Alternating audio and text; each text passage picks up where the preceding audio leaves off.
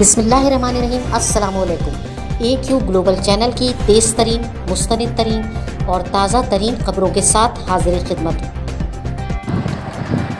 Pakistan international airline PIA ने अंदरूनी मुल्क अपने किरायों में 40% कमी कर दी। PIA ने ऐलान किया है कि अब अंदरूनी मुल्क सफ़र करने वाले तमाम मुसाफिरों को 40% किराए में कमी कर दी गई है और वो बआसानी मुल्क में सफ़र कर सकते हैं। मारूफ माजी की अदाकारा सबिया खानम को अवाम से बिछड़े पूरा 1 साल हो गया।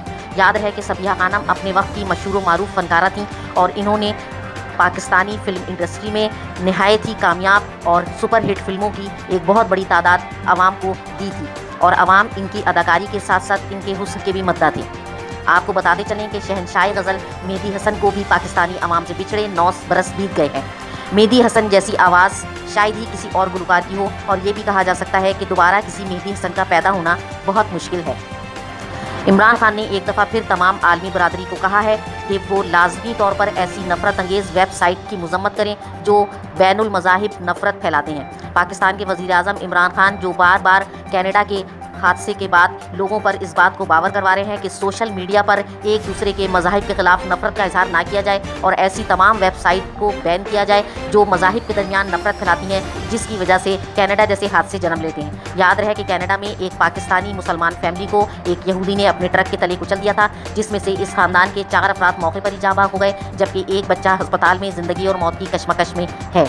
बिलावल भुट्टो जरदारी ने कहा है कि अब वाज़े तौर पर इमरान खान ने अपना गरीब दुश्मन और अवाम दुश्मन एजेंडा जाहिर कर दिया जो उनके बजट से साफ जाहिर है।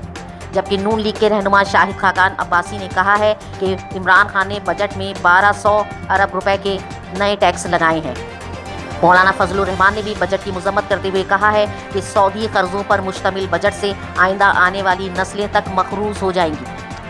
मशहूर व मारूफ बर्र-ए-सग़ीर के अदाकार अमिताभ बच्चन ने एक पुरानी तस्वीर इंस्टाग्राम पर शेयर करते हुए कहा है कि मुझे वो दिन याद आ रहे हैं जब सोशल मीडिया पर इमोजी के ज़रिए अपने पसंदीदा अदाकारों से मोहब्बत का इजहार नहीं किया जाता था, बल्कि लोग बराह रास्त अपने पसंदीदा अदाकारों से मिलते थे और उनके चेहरे की खुशियाँ बताती थीं कि वो अदाकार को कितना पसंद करते हैं। उन्होंने एक ऐसी तस्वीर शेयर की है जिसमें वो एक नौजवान लड़की को ऑटोग्राफ दे रहे हैं और उस नौजवान लड़की के चेहरे की खुशी देखने के काबिल है। इस बात पर अमिताभ बच्चन ने कहा है कि अब ये खुशियाँ हमें दोबारा देखने को नहीं मिलेंगी। अब तो लोग सोशल मीडिया पर सिर्फ एक इमोजी लगाकर ही अपनी पसंद और नापसंद का इजहार कर देते हैं। इस वक्त AQ ग्लोबल न्यूज़ में बस इतना ही। जुड़े रहिए ताज़ा तरीन खबरों के लिए हमारे साथ।